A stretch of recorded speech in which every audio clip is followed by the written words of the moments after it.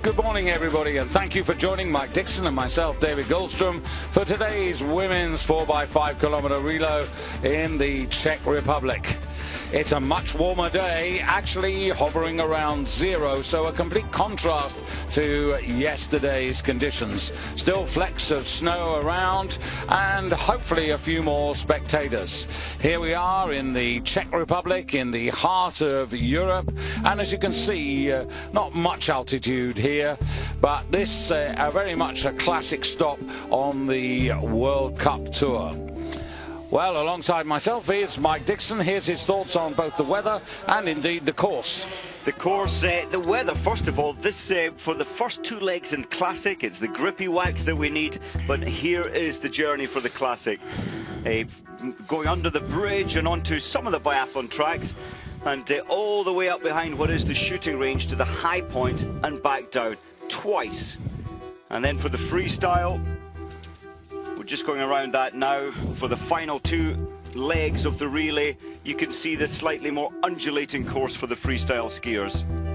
And this only the second relay for the cross-country skiers. Norway, who were totally dominant in Lillehammer way back in early December, and they'll be to the fore, I'm pretty sure, today, unless something untoward goes awry. And here are the teams, as you see them lining up there. Norway, the world champions, with three of their quartet. Of course, the absentee, of course, is Marit Björgen. And then Sweden, runners-up in Falun last year, and the United States could have a very good day. The United States, 4th in the World Championships, 9th in Sochi in 2014, but they've come on a heck of a lot since then, and they've got the effervescent Jessie Diggins on the last leg to try and bring them home. I think they've got a real shout for the podium, but it could be even better than that if things go their way. So all in all, 13 teams. There's 2 for Germany and 2 for Russia. So overall, we've got 11 nations as the women come out onto the track to line up. And the first 2 legs in Classic, stride and glide.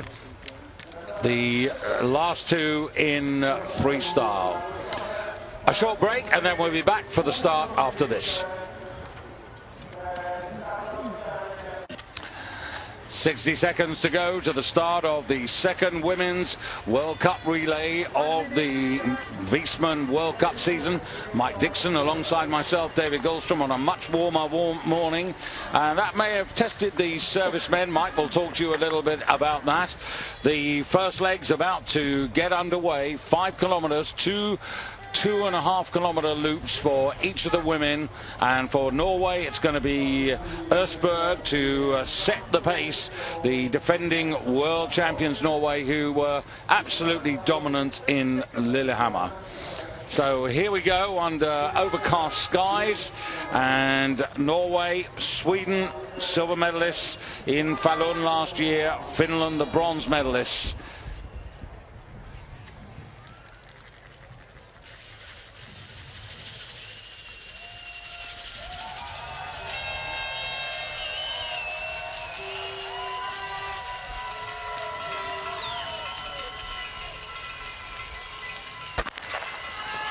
Well, they were held for an age there. The tension in the athletes, you could almost feel it, but they're off.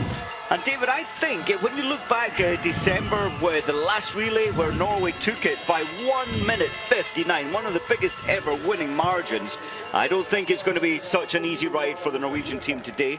And in fact, I've got a feeling they might well be pushed into leg 3, maybe even leg 4.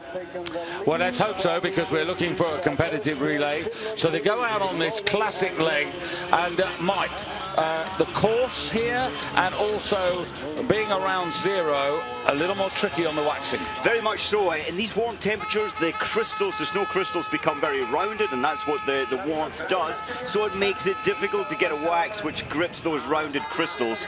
Let's have a look up this. Gets a little steeper as we progress along the track. We'll see if there's any slipping from any of the teams. And once you start slipping, of course, your technique, you cannot be as efficient, and you have to put the ski sideways into the herringbone run. So this is Nove Mesto, a classic stop on the journey of World Cup racing, although we don't come here that often these days. But mercifully, the snow, which was really heavy, we had a little bit more of it earlier today, but now it's ceased, and this is really good. On the left there, you've got Denise Herrmann for Germany. They were 6th in the world last year, and 3, that's the lead-out person for Finland, and Kolonen, who finished 11th in yesterday's 10-kilometer freestyle race. Ingvild Østberg looking perhaps a little fatigued now after the efforts of the Tour de Ski and last weekend in Planica. She wears the red bib there for Norway. She was 9th yesterday in the 10-kilometer examination. Sweden with an opener, Evelyn Setlin, quite a lot of work for her to do. She was down in 27th place, so work to do. And Sophie Caldwell with fresh legs for America on the opening classic leg. Well, I think you mentioned the American team and the effervescent Diggins on the last leg. She is so positive, and I think I'm right in saying the Americans on the podium 3 times, always in 3rd place from the last 4 relays. I think their aim is to go at least one better than that today. Yeah, well, if Caldwell can hold her position and hand over in good shape, they've got Björnsson and Elizabeth Stevens and then Jess Diggins, and the Americans were 4th in Falun, and they were 9th in Sochi, but they've come a long way since then. On the left there, Kolonen, they've got Parmakoski, Ropponen and Niskanen, so that's an experienced team, and the Finns are no strangers in the women's division to getting onto the podium. Very much so, and I think this course profile, when we look back to December and the course profile in Lillehammer, there was almost a 4-minute climb, in Lillehammer. Today it's just short, sharp undulations, allowing all the nations to really club together, stick together more easily. And a little footnote, you might have noticed there, team number 9, the host nation, Petra Novakova, who's actually on the opening leg. She's a little bit, she's on the far side, just going through now, and she struggled yesterday. She started really well, but she came out of the Tour de Ski fatigued, got a little bit sick, had to take some antibiotics, and that was the reason why she really faded badly yesterday. She started the season very promisingly, but she's having a difficult time, and I guess, Mike, that had this not been at Nove Mesto, she might have continued to rest. Yeah, and very interesting, and a super talent she is, but once you've over-raced and the Tour de Ski, it's certainly, those 8 races in 10 days is a tough spell, and hard to recover and come back from. One thing I've noticed, David, the 2 Russian teams, we've got 2 German teams, 2 Russian teams, they're both at the back. I think it might be a waxing issue for the Russians. Yeah, there are, but in fact, Germany's main team with Denise Herrmann on the near side, closest to you. And I think this is a good tactic from her, setting the pace there with Kolonen on the far side. A little bit of slip there. But I wonder, Mike, you've looked at the profile of this course. This would not seem to me to be the hardest of classic trails. It's definitely not. And that's why after, well, nearly 5 minutes, nearly all the teams are together. And surprisingly, there's Østberg, far side in the red suit in 2nd place. We'd normally expect the Norwegians to make an attack, to try and break the field early, get their advantages early, but there's no initiative there from Østberg. No, I think it'll happen in the 2nd rotation, and Norway basically for just about 6 years undefeated in every relay in the World Cup that they've ever participated in. They've missed the odd one, like in Russia, in Rybinsk, but whenever they've taken to the snow, they usually end up standing on center stage in the podium lineup at the end of the competition. So Finland over to the left. Denise Herrmann being tracked on the far side there, wearing 5. That's the United States behind Østberg. And moving, well, just slipping a little bit, the very promising Swiss, Nathalie von Siebenthal, a very decent 7th in yesterday's 10-kilometer freestyle. She's definitely a racer to keep an eye on. She's still early 20s, still strengthening. Yeah, huge potential, and she did show that yesterday with the, as you said, with the, what was she, 7th position. And I was just looking at the Finnish team yesterday. Yes, it was a freestyle over 10 kilometers. Incredibly, the 4 four of the Finns finished within 6 seconds of each other, all starting at different points, so tightly matched. Difficult to select a team in a sense. Little more enjoyable, this 2.5 kilometre loop for the spectators. They were definitely down yesterday. There were just about 5,000. I was talking to Michael Lamplot, who is the press attaché for cross country, and the fact is, you have to say, unfortunately, the Czech cross country team isn't anywhere near as successful at the moment as the Czech biathlon team. If this was biathlon, this place would be packed. Well, we saw that at the World Champs and World Cups. We're getting over 20,000 spectators for the Biathlon World Cup, which came here last year. Look at this, David, how rare this is to see. What have we got? 10 teams there, all within 3 seconds. 11 teams. In fact, all the teams on the start list are in one pile, one big mix-up. Well, I think that's also partly to do with the rather straightforward course, but now Østberg has decided that this is the moment that she wants to open it up for Norway, and she's actually sprinted away from Kilonen of Finland and Herman in there as well, and also opening up for the United States, Sophie Caldwell, who's also capable of a sprint finish. I wonder if this was probably team orders, David, because Østberg was 49 seconds off the pace yesterday, not on form, still tired after the Tour de Ski. Team orders must have been, okay, get into the race at 2 kilometres and then really blast the final 2.5. Yeah, the camera foreshortens a little bit, but Østberg has to make this decisive. If they catch up on her, she might not have such an easy ride. Going through there, the second German team, Katharina Hennig, doing really well, the youngster from Oberwiesenthal. I'm amazed, David, at the teams, especially Kiloinen, Germany's Herman. I'm surprised it didn't react immediately, because this really was expected. A break would happen. And here you can see this tempo that Østberg's put up. And Østberg, of course, is Olympic silver medalist in the sprint, and she can handle classic as well as freestyle. So they have an awful lot of talent, and they can interchange the Norwegian team pretty easily between the freestyle and also the classic. But Østberg has charged away, and I'm disappointed that the others haven't chased. I think it shows the standard the Norwegian team are at. When you can break a field, an international field, there's not many sports where you can see the endurance athletes putting one turn of pace on and getting rid of the rest of the world. The Norwegian team are so strong. They are strong, but I think also they out-psych a lot of the teams. I think there are certain racers in here who don't actually quite believe enough. I'm totally with you, and I think the spirit, you're right, from all the rest of the nations, they see the massive waxing truck which drives down from Norway, they see all the experts testing waxes forever in the morning, and I think the spirit is a little broken, especially in the men's relay, when in Lillehammer they took positions 1, 2 and 3. It's complete domination of the sport.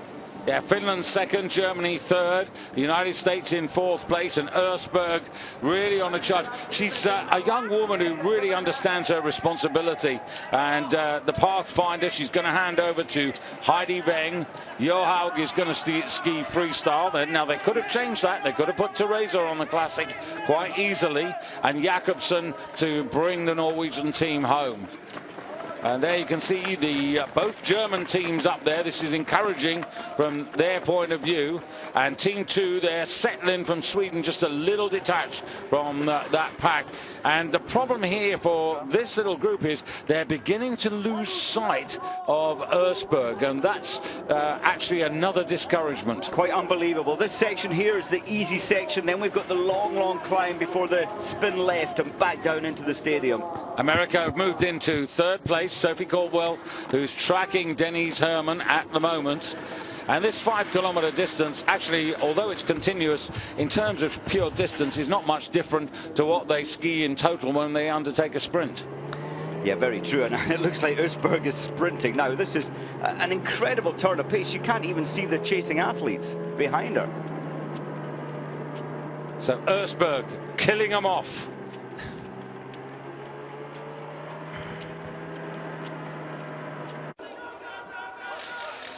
Well, they're on the way now to the first of the exchanges, and now this is where they've really got to go for this. I mean, Denise Herman has been up there, but Right behind her is Sophie Caldwell, and the other German team, that's Katharina Hennig, and the athlete who's been losing there, Anne Cologne. I'm not sure whether her skis are working quite as well as they were right at the beginning of the race, but look at this. This is marching pace. It's beyond, and I love the way in the first 2.5 kilometers, Usberg took none of the lead and was clearly very comfortable, and just turned the turbos on and destroyed the field. Well, I think she found her rhythm, she settled in, she was economical with her use of energy, and then said, right, I'm going to really do the business in the second rotation. And of course she's going to hand on an advantage to Heidi Weng, who then is going to be in a sort of metronomic state, because she's going to be out on her own and taking the splits from the coaches. But it's very different when you're out on your own, and here into the stadium all on her own is Usberg, who's going to hand over to Heidi Weng, who was 6th yesterday, winner of her first ever World Cup this season.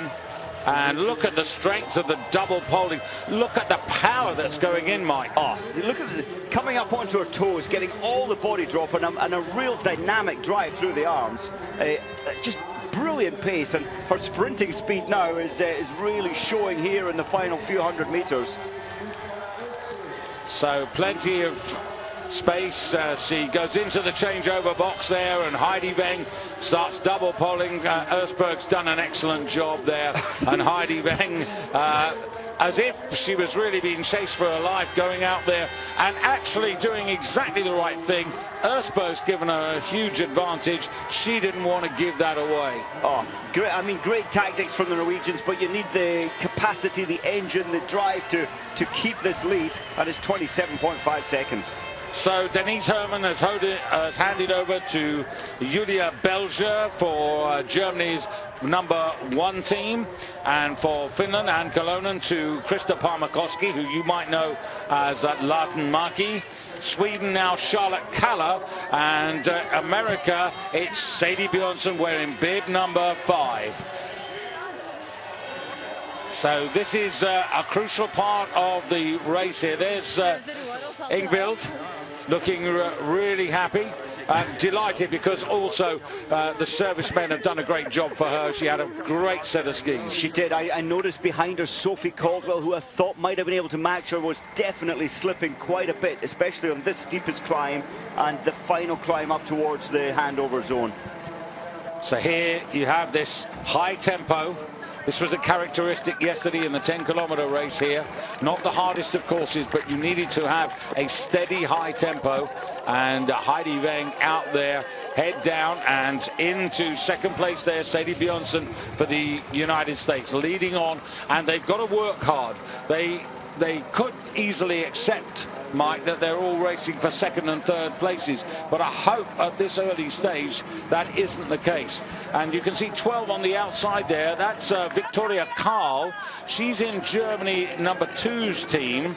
Now usually she's in the first team, and of course Germany, who were the bronze medalists in Sochi, where Norway of course had that unique disaster, Mike. It's hard to believe, and Norway were as dominant prior to the Olympic Games as they are today. They normally in relays it was a given. It was no one could beat them. Amazingly, at the Olympics, they got the waxing wrong. The same athletes on the skis. They had no glide factor, and they finished 5th. I think for me in cross-country history, that was the biggest upset in form or predicted results you could ever imagine. They didn't even get a medal. Yeah, it was one of those races where the betting odds were ridiculous, but you thought to yourself, well, I could put my house on this. Yeah, even with bad skis, you would still think they win every relays by such a margin, untouchable. But that is the importance of not getting the skis so badly wrong. Now, the problem for Sweden is the fact that what they have to do is to hope that Charlotte Kalla can actually put some work in here. She's got, what, the best part of 38 seconds, 48 seconds to find to even get near to this, well, to get near to this group. Well, if anybody can, no, actually, to be fair to that, she's got about 20 seconds to find. 20. And there she is, just in the background. Do you know, and if anybody can, David, I know, but for me, Calla is the major championships athlete. She always lifts her. For me, she undersells herself at World Cups. Give her a major championships. Remember, at those same Olympics, she was 25 seconds behind, handed over to the last leg, and she took Sweden from 4th up into 1st.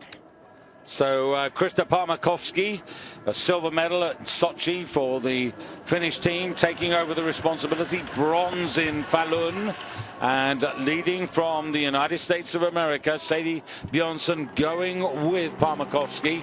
But here comes Heidi Weng. Couple of slips there, David, so I know she's attacking with huge tempo, but occasionally she is slipping, therefore wasting energy.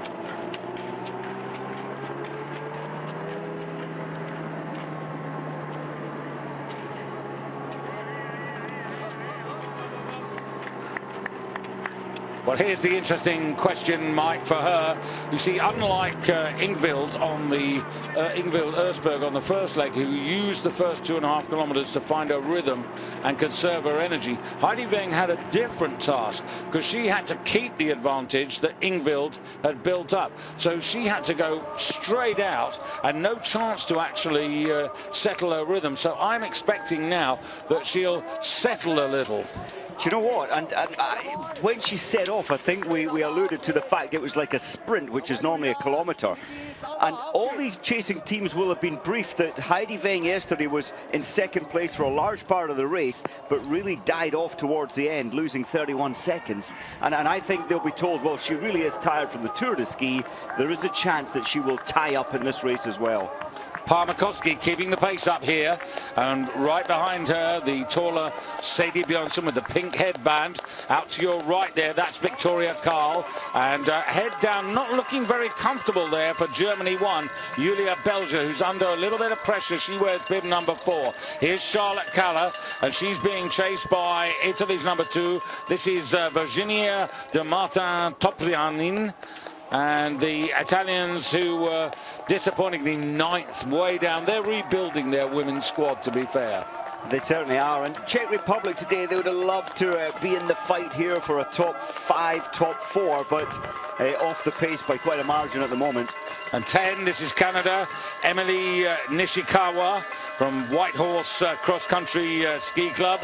In fact, she had the first leg, and Daria Beati, who is a teammate from the same club, actually taking on this second leg now.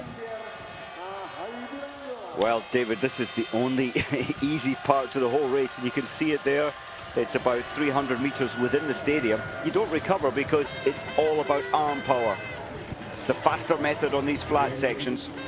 And you look at that, she's got the whole of the back straight there. That's 100 meters advantage, and Heidi Weng being very, very tough, and has actually picked up the pace a little bit now. I think she had a minor respite and has now picked it up now. So look at the others. They're just coming into 100 meters. They've got the whole turn. There's a good, what would you say, Mike, 120, 130 meters? I think, and it's going to be over 30 seconds. But the intensity that Heidi, you can see the work rate there. She, I think, would have expected to break the field, open it up a little more. So she is struggling. I've been very impressed by, you know, her constitution, her strength. Her engine is obviously first class. Oh, another great find, a great creative talent in Norway. And the margin is big. It's, well, in fact, sorry, 29, still 29. Yeah. So they haven't gained much, but they haven't lost much. No, we're talking only, what, 1.5 seconds. And Heidi Weng, and that's where I was expecting, if she goes out too hard, there is a chance that she'll tie up, slow down, run out of steam in this second rotation. Well, Teresa Johaug will be taking over from Heidi Weng. I was curious before yesterday's race as to whether she had what it would take to win that, but her high tempo skiing really worked yesterday.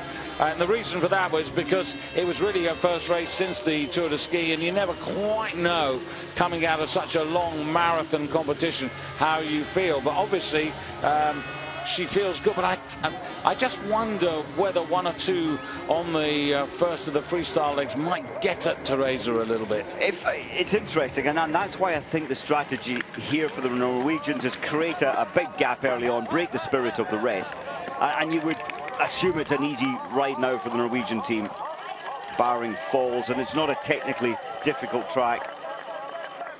One of the things I really have always admired about this sport is the way that the spectators and obviously the coaches, they're very generous in their appreciation of athletes from another country. And here's a nice ding-dong battle, a breakaway in second and third. They've left the Germans behind, have the Americans and the Finns, and now it's Sadie Bjørnsen for the United States, and you can see Sadie Bjørnsen's determination. And unfortunately we couldn't bring you Jess Diggins' pre-race interview, but she was bouncing with optimism and determination, and she'll really fight on the last leg. And David, with Sweden, who on paper were one of the medal challengers, with them almost out of it now, this has given the American team their dream of the silver or even the gold medal, but silver would be wonderful. Well, that would be a step forward, wouldn't it? Because it's always been bronzes. It has. Yeah. And you could feel the energy, the belief, the confidence in this American team.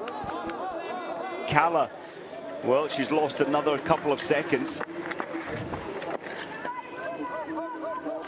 Team 9 in your picture there. This is the Czech Republic. This is Shuatsova, Sandra Shuatsova, and the Czechs also another nation who are still trying to rebuild a challenge. And Team 7 here, Russia, and Polina Kalsina. Well, it's a sad state of women's cross-country skiing in Russia after all those heady years. But then let's put it into context. There were too many disqualifications for infringements and basic cheating by some of those Russian athletes, and they've had their comeuppance. And really, to be honest, Mike, they've never recovered from their form of the 90s. No, they haven't, and you say there were issues at that time, but quite sad to see a Russian team, the first team, in 10th position right now.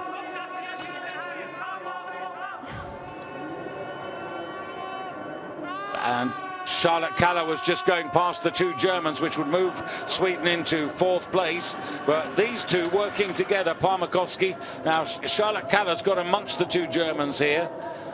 And there you can see the tall, I think that's, Victoria, is that right? Yeah, Victoria Karl, who's the taller of the two. And that's Julia Belger. So actually, it looks as if the Germans have worked it out, the coaching team, because Julia Belger now has the opportunity to try and live with Charlotte Kalla. So that's a great opportunity for her. It is, and the two German girls have trained, know each other for a long time from the former East Germany. Over Wiesenthal and Zella Mellis. Well, she's a fixture in the Norwegian team now, is Heidi Weng, isn't she? She's so reliant. The one thing you can guarantee with Heidi, and as a coach you would select her every time, because she will give everything for the team, for the country, and that's the attitude that you want to have in a relay. Beautifully balanced. And you can see the other two have just got her in the sight. How tantalizing is that? But I have to say that Parmakovsky on the left and Sadie Bjørnsen on the right there, they're doing the right thing. But it's just that, you know, Weng is going as fast, if not just that wee bit faster than these two. But they've got to stick to it, and that's exactly what they're doing. And Kalla had 20 seconds gap to the American and Finn, and I think she's working on that. She's closing it down ever so slightly. So impressed with Sadie Bjørnsen, keeping her composure, trying to break Parmakovsky. Well, this is the thing, because the United States, when we go freestyle very shortly, they got Liz Stephen from Burke Mountain Academy, and then Jess Diggins, second podium yesterday, finishing 3rd in the 10-kilometer freestyle. So her confidence will be good and high, and it's, of course, getting out of the classic stage just makes it a little bit easier, usually, for the servicemen to get the waxing right. There's still quite a bit of moisture around, though. There is, and on these fast downhill sections, you can see that there's ice. It's glazed as well. But that's the waxing issue over now. The next two legs are entirely freestyle, so no waxing nightmares. Well, This is a young woman who is absolutely full of zest. And here she comes in. We're going to go from classic to freestyle skating. And of course, it's going to be Teresa Johaug to ski the first of the two freestyle legs. So tiny Teresa, who inevitably will start out with a very high tempo. She's going to ski for Norway. Then for Finland, it's going to be Rita-Lisa Ropponen, 12th yesterday, just behind Parmakovsky. For the United States, it's going to be Liz Stephen, who was 17th in yesterday's race. But relays, there's something special about them. And there is Liz Stephen just getting ready as you see Teresa Johaug go out, and Parmakovsky getting a couple of ski lengths clear of Sadie Björnsson as they come round the turn into the exchange box. And for Finland, it's going to be Ropponen in the blue, and for the whitish race suit, Liz Stevens for the United States. Germany lining up here now. Julia Belcher's going to hand over to Steffi Böhler, who I thought might have done better than 16th yesterday. That's Germany 1, and Germany 2 will be Victoria Karl handing over to Antonia Freibel. Well, Charlotte Kalla pulled back a further 3 seconds, so that massive effort up the final climb has paid off. And Maria Rydqvist, who was top 20 yesterday for Sweden, now on her way. So Kalla did all she possibly could. There's Sweden, the world silver medalists, the Olympic champions, of course, but only 2 of that Olympic quartet are in Sweden's team today. And Heidi Weng, solid job, proper job. Proper, comfortable, and in a sense, a good job that Usberg created the gap, because, of course, America and Finland gained 4 seconds within the 5 kilometer on Heidi. So teammate, that's the Italians, and now it's Ilaria De Bertolis from Moena. And in fact, it's 2 women. Julia Sturz will be the anchor leg for the Italians. They're both from the same club, Oro Moena in Italy. Team 9 about to change over, the Czechs, and Katarina Berushkova to take on the responsibility. And Team 7, you can see behind there, Russia, Soboleva has just taken over from Kalsina. So Team 5, pretty good job there by Sadie Björnsson. I think it was a brilliant job. Sadie, she stuck with it, she stuck with the task in hand, and really has kept America in the race. For me, Teresa Johaug, she's got to be tired after winning the Tour de Ski. That was less than 2 weeks ago. In fact, 2 weeks today. Not quite the same sparky self yesterday either. No. To win by, what, 4 seconds? Yeah, and it was a shrinking 4 seconds as well. It was. That's always a bad sign when you shrink towards you lose your energy towards the end. It shows that your form isn't quite there. Yeah, just looking at her here on these first early turns here, it doesn't seem quite as fluent. The movement isn't quite as well connected. It's not, but the amazing thing, she's still probably untouchable, even off form by about 0.5%. But yeah, look at the fight. The work rate is phenomenal. Well, that's it, isn't it? These are the days when, you know, champions may not be at their best, but on the other hand, they still manage to win. What do they say in football? Win dirty, but win. Well, I'm not suggesting that with Therese, but you know what I mean. Exactly what you said. Attack, fight. In fact, the 2 chasing teams are running about 0.9 of a second slower. And you can see this new track, the skating track, David, it's very much more undulating. Which will make it that little bit harder for the following 2 to catch. Well, that's right. Teresa Johaug is incredibly light body weight. She eats hills. She loves hills.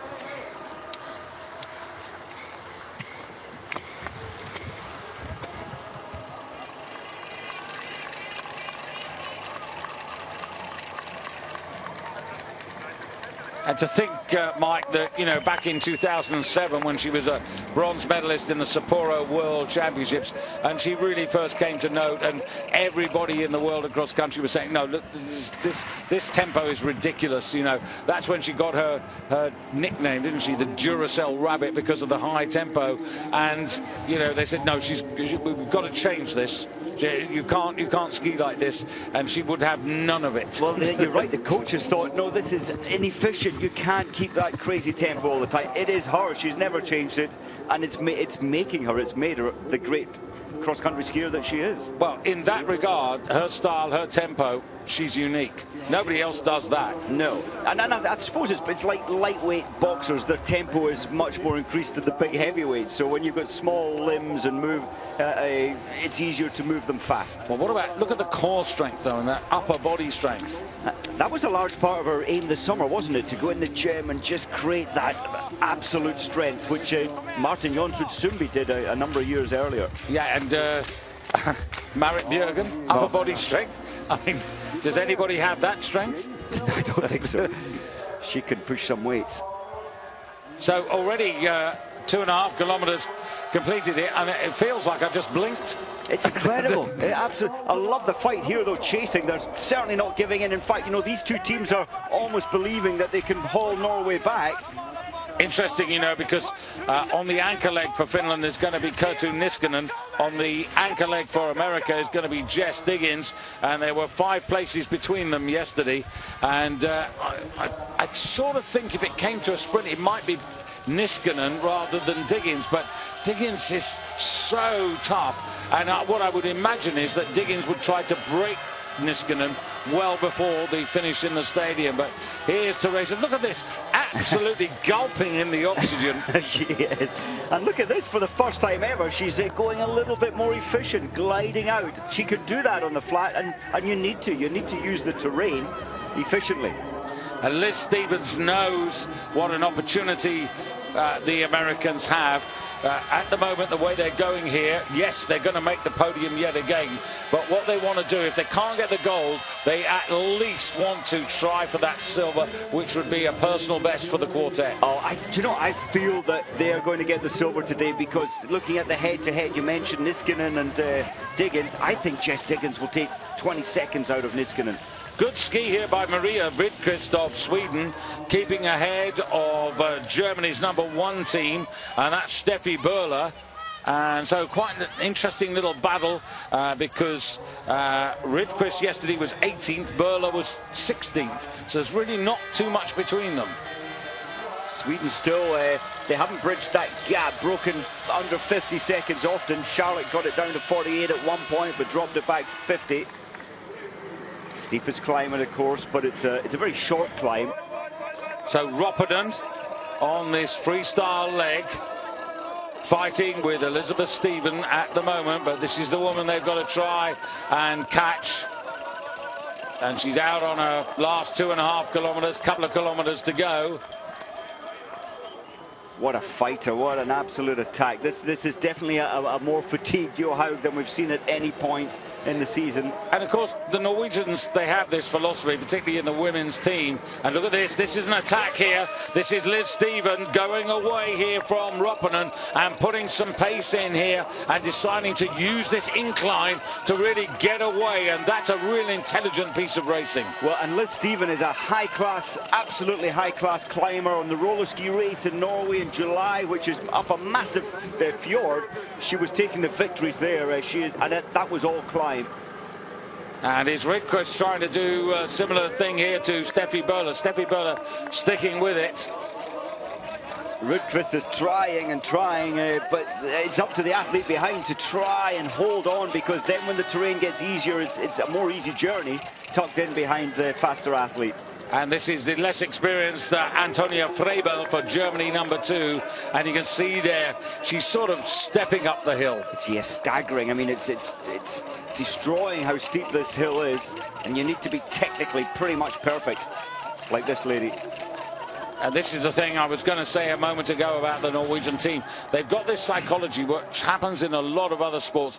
I remember, you know, this was what, you know, Steve Redgrave and Matthew Pinsent used to say when they were beating, you know, in the coxless pair, what they used to say is, right, let's just destroy the opposition's concept that they can actually beat us.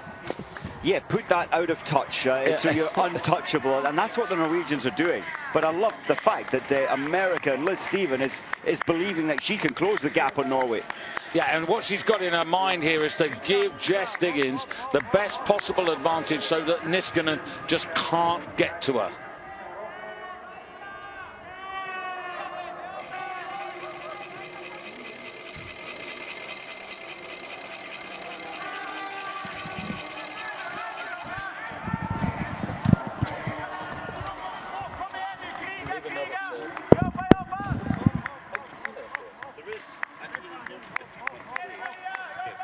I think one of the other things is that we're concentrating more on the race rather than the position.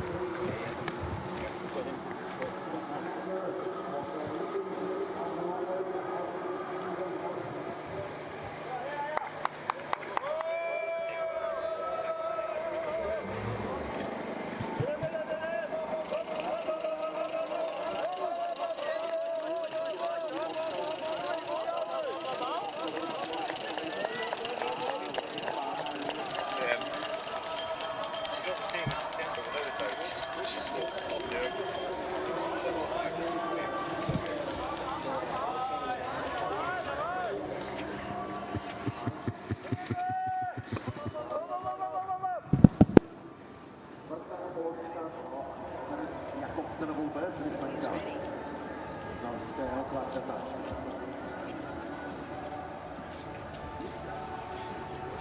So Teresa Johaug coming back towards the stadium now, and just a thought here, Mike, you know, I wonder whether she's going to put a break in another. You know, there wasn't really that much time to rest and recover, and they've got this second Tour de Ski in Canada coming up at the beginning of March, and surely she's got to give her body a chance to recover, re-energize. You would think so. She did take the time out for Planitza sprints last weekend, but that's 2 weeks since that phenomenal Tour de Ski, and she certainly has lost a little of her great form.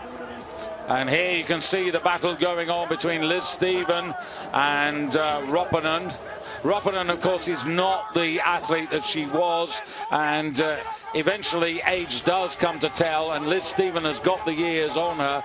But now it's Astrid Jakobsen. Here she is, the tall medic, the woman who really has contributed a heck of a lot to Norwegian skiing, and it's great to see her when she's really in form, and now she's got the responsibility of bringing Norway home.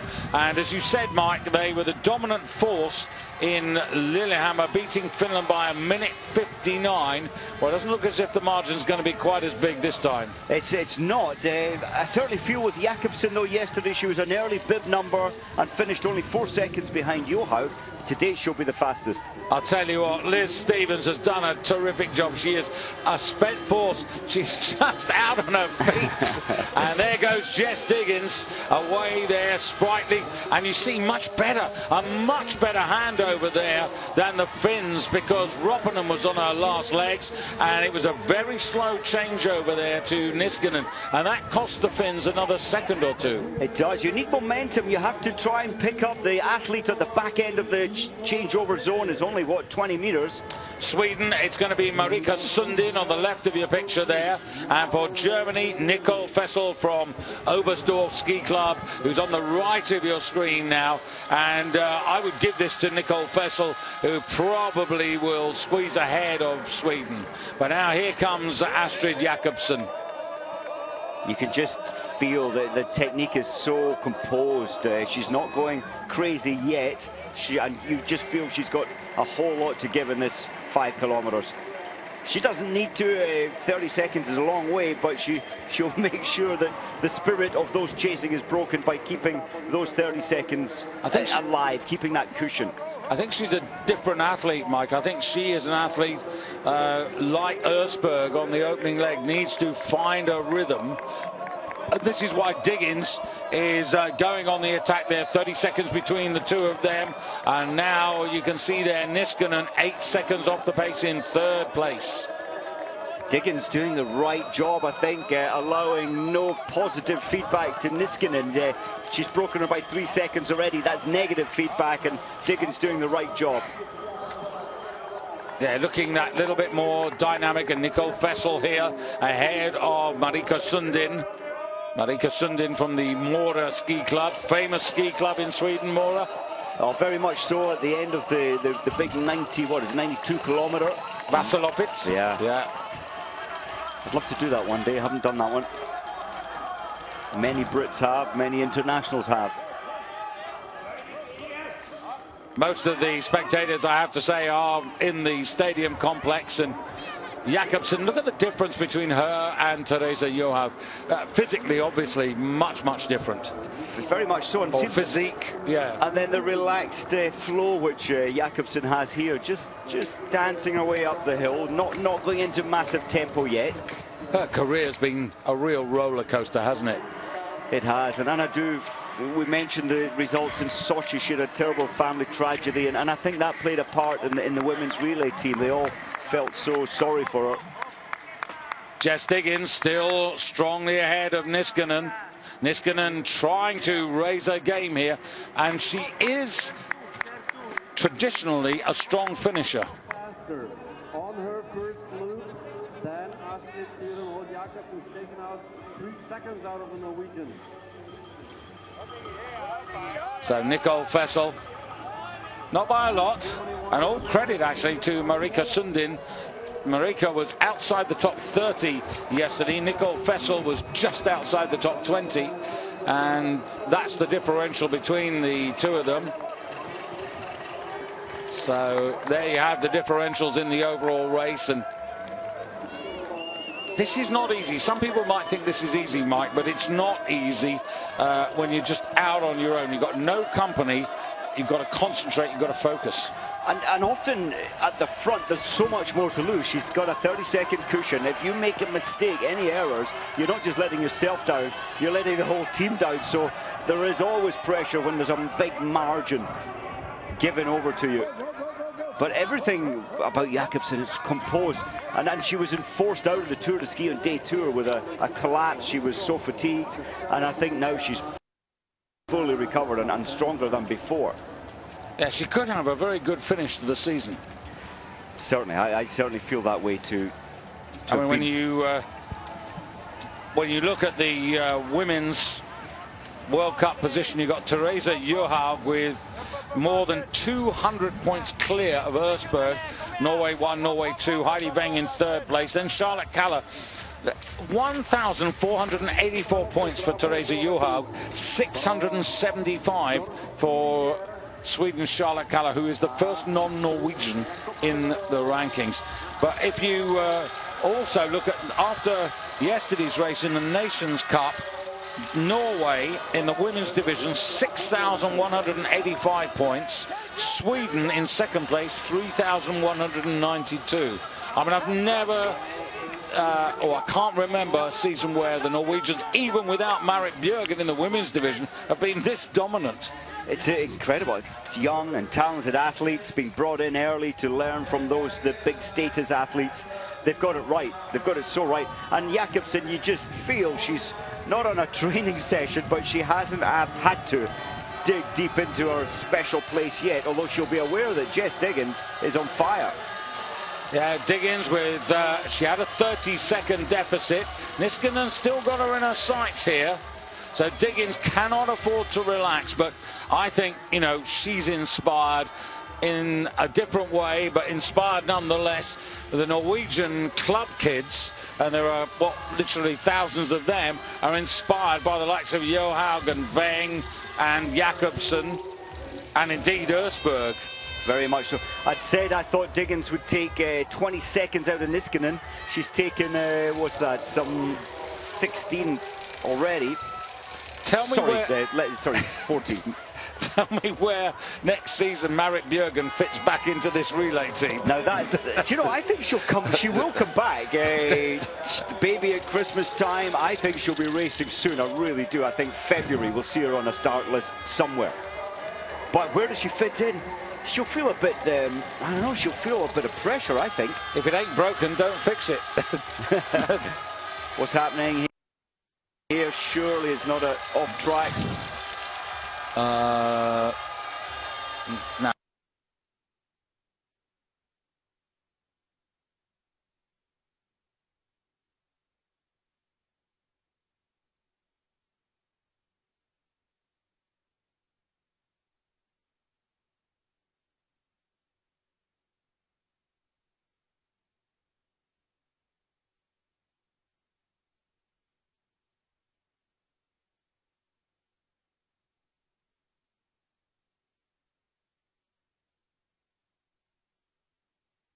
Now that's Marika Sundin of Sweden, who is following Nicole Fessel. They're still there. I don't know They've gone the wrong way. They should have gone straight on. They've missed it now. Oh, I don't believe that. I did see only 3 little markers on that junction, and I thought it's a bit skinny on markers.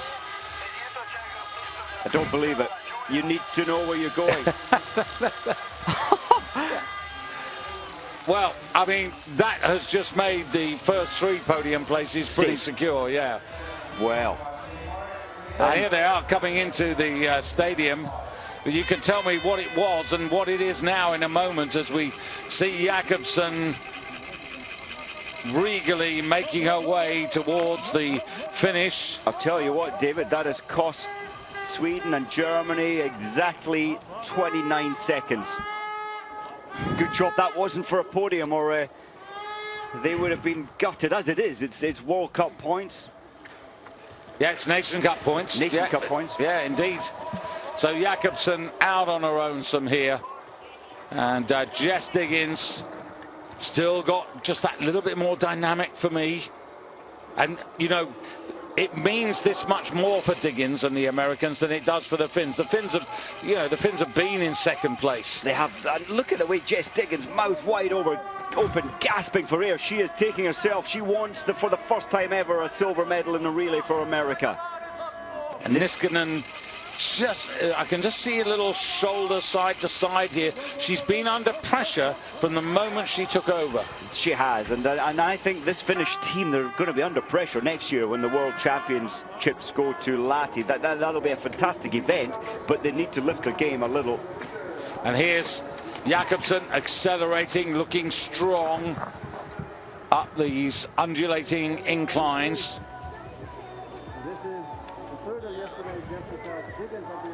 Jess knows that she's very, very close to yet another celebration moment. Historic day for the American team, and another you know, confidence booster on their journey. Well, again, you see, Diggins is going to think to herself, look at what my teammates have done. Caldwell kept us in touch. Sadie Bjornsson had a pretty good leg.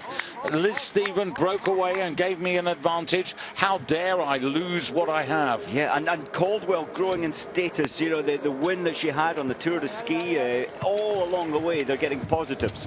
Yeah, the 2 top Americans in terms of victories.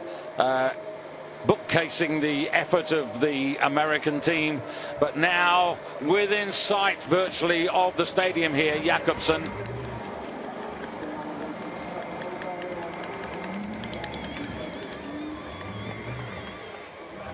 Well, this has been processional, but I have to say it's been enjoyable to watch. And of the 3 Norwegians, I have to say that Johaug, probably through fatigue, looked the least convincing, but yet still mastered her opponents. Yeah, very much. She did, in a sense, look less convincing than she normally does. She was all fight and less drive, in a sense.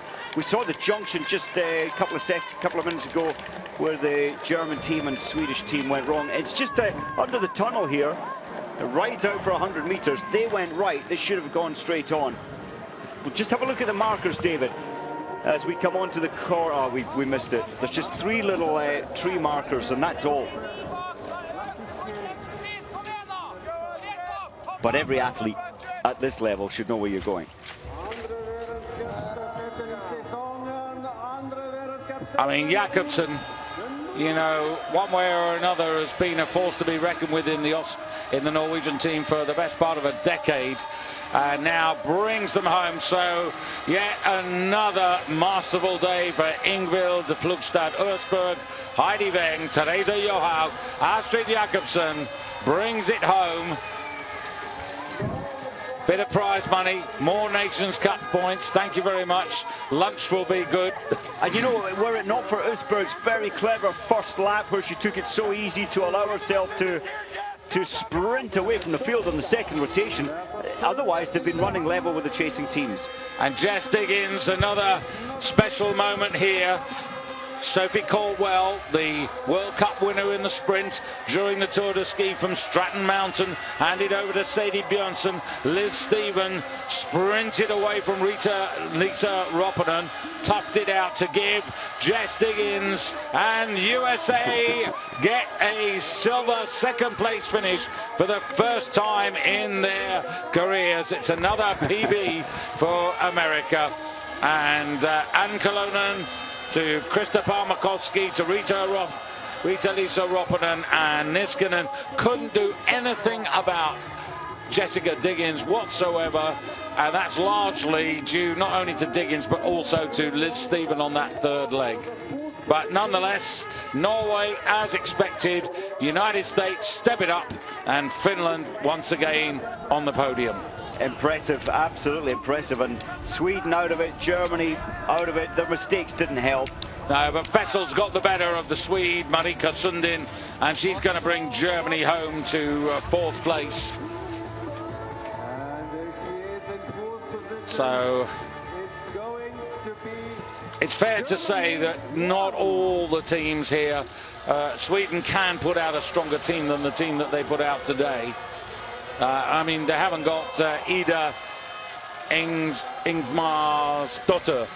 No, they're not the strongest quartet we've seen. Settling good, Kala Rudqvist strong and reliable. You've got to do this. You've got to put in, you know, some of the lesser experienced athletes. Otherwise, how on earth do they learn? And learning to cope with these big. It's more pressure when you're racing as a team than you are individually. Fifth place Sweden there, but big gap. 42 seconds the winning margin. So Norway, Jakobsen 12 seconds stronger than Diggins on the last rotation.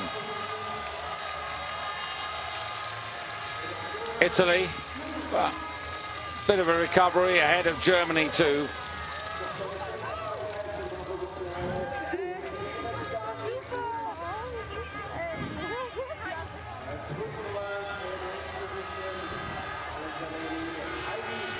Team 6, Switzerland, led out by Nathalie von Siebenthal. And again, this is a team which could well strengthen over the seasons to come. Once upon a time with, you remember, Stephanie Belmondo, Manuela Di Centa, they were regularly on the world and Olympic podiums, usually in bronze medal position. Well, they were, and Italy taking their last victory in, February 2011, Rybinsk. You mentioned that, alluding that the Norwegians weren't there that day. So the first three teams seem pretty satisfied with themselves. Russia down in 9th place. You would think, wouldn't you, with Russia, with the reservoir of talent they've got across the whole of that nation, that they would be, by this time, fielding a more competitive quartet. But as we've seen, Mike, you know, Russian sport is under a huge cloud, not just in athletics, but in every aspect. And I'm sure that that is a major contributing factor as Russia comes to terms with cleaning up its act. I really do think so. And there's Russia today, 9th position and 250 behind. In the 80s, in the 90s, they were winning nearly all the time, winning the relays. But as you say, a lot of work to do. Skiing is, cross-country skiing is huge in Russia. The clubs are there. The development is there. So Russia Team 1 in 9th, Russia Team 2 in 11th. 307 is a huge margin behind for the Russians' first team. And turning that around, David, is a big process. Yes, you can turn it around in the summer with hard training and working on techniques, going to glaciers. but a huge amount of energy and money needed. But if you think of the disgraces that happened in the women's team, the disqualifications in 2002 in the Salt Lake City Winter Olympics, here we are in 2016, and they haven't recovered. No, no. Men's relay to come later, by the way, and we look forward to your company. And it's 7.5 kilometres, a relatively new distance for the men, although in championships it's still 4 by 10 kilometres.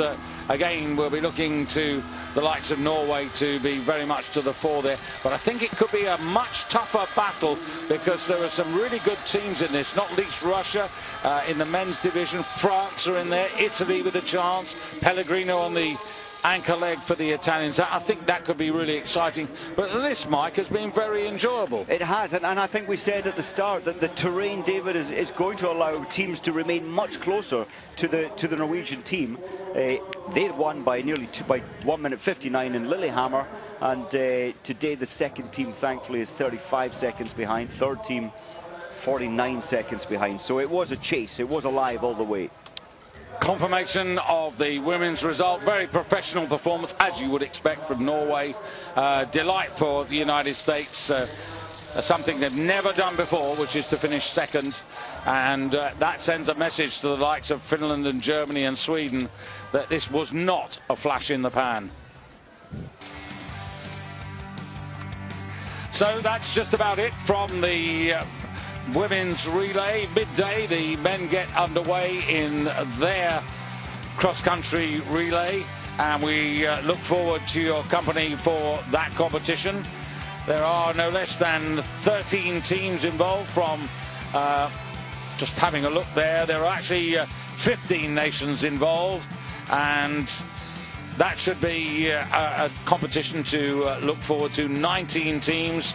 Norway, who won in Lillehammer, in fact, an embarrassment of riches, were first, second and third in, but they're perhaps arguably the happiest athletes.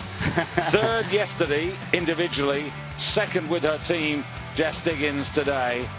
But hats off, these guys, these Norwegian women, they are the class act. They're the dominant force. They dominate the World Cup rankings. They dominate the Women's Nations Cup, and they deserve to. And the job for everybody else is to match up to them. And you know, the Americans have taken one step closer to now believing that the Norwegian team can be beaten. Well, we're waiting for the interview now. I don't know who's going to step forward for. Well, they look at that. Well, it's double your money, isn't it? You know, it's double your money there, really, in terms of the Norwegians ahead of Sweden. Now, which of the Norwegians is going to come to speak to us? Is it going to be Tiny Therese? Might it be Heidi Weng? Maybe it's Jessie. Oh, they'll have to Norwegian take the winning team. Here we go. In six years on World Cup, in World Cups that you have been in. We get everybody. Great. Yeah, nice challenge. You went hard. It was a bit easy at the beginning, and you decided it wasn't fast enough. I really wanted to go fast today, and try to be patient the first round, and then make a move on the last round, and managed to do it, and got a good gap, and the rest of the girls did a great job, and then we're on the top of the podium, so that's great.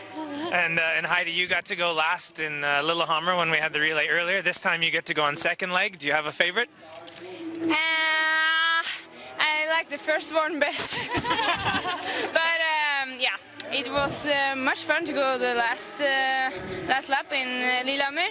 Yeah, but the best is the Ingvild goes today, so yeah. And Therese, we saw you win yesterday. You get to win with the team today. That's also nice. Yeah, it's really nice to win with the team. We are training a lot with them the whole season, and we have pushed each other for every training session and camp. So it's good that we also can get a first position today here. And Astrid, always nice to bring it home for the team. Not under too much pressure, but you still went hard. Yeah, you know, it's always open in the relay. Even though you have a good gap, you can have a bad day. So I was really nervous. I haven't been like the anchor man since 2007. So I'm happy I made it. It looks like you still remember how. So yeah, congratulations, ladies. Thank you. Well, a brilliant day. And time for Mike Dixon and myself, David Goldstrom, to take our leave. I hope you've enjoyed that. It really was a good race, but I do think that the men's race promises to be just that little bit more competitive. Midday, we look forward to your company. For now, though, for the moment, bye-bye from Nove Mesto.